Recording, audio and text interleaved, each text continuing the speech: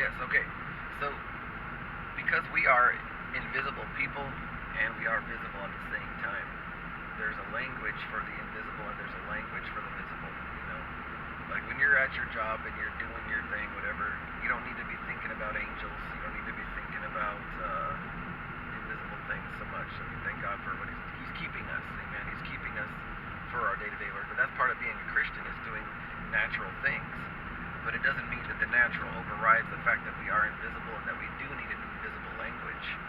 And I feel like as a people who lose track of the very thing that everything stems from, you know, it all stems from God. He's the total source of all life. And when it comes to people losing track of Him, they try to find another invisible language besides Him. They try to find another spirit. So they'll go anywhere but the truth for some reason. It's like as soon as you start losing track, it becomes very difficult to want to come to the true invisible language.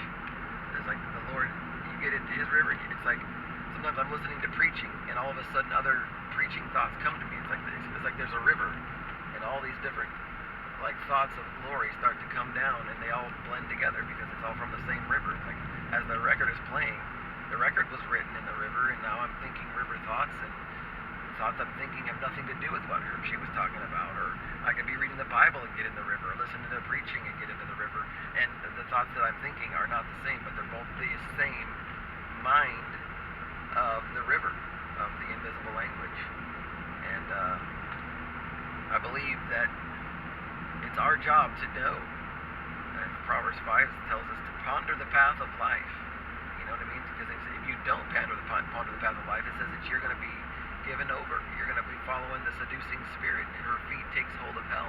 Her lips are smooth as oil, but her feet goes to hell. So how do you avoid that? Remember the counsel. Remember the wisdom that came from your leaders, the ones that you knew were telling the truth. Listen to that language because it's the invisible language that actually matches the one who everything stems from.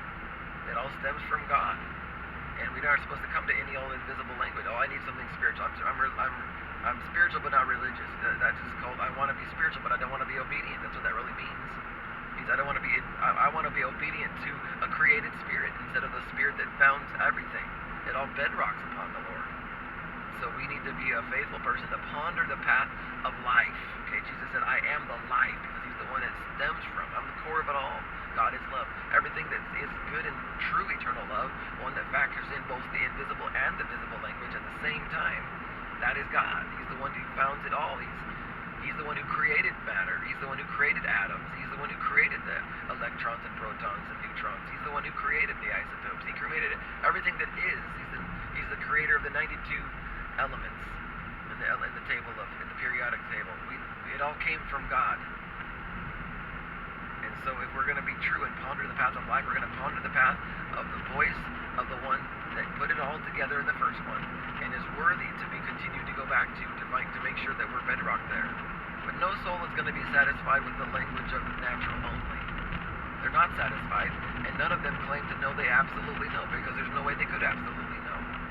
Because it didn't come from anything else. It would all be guesswork. And that fascination of guesswork seems to fascinate them enough that they can spend their whole life turning away from the obvious.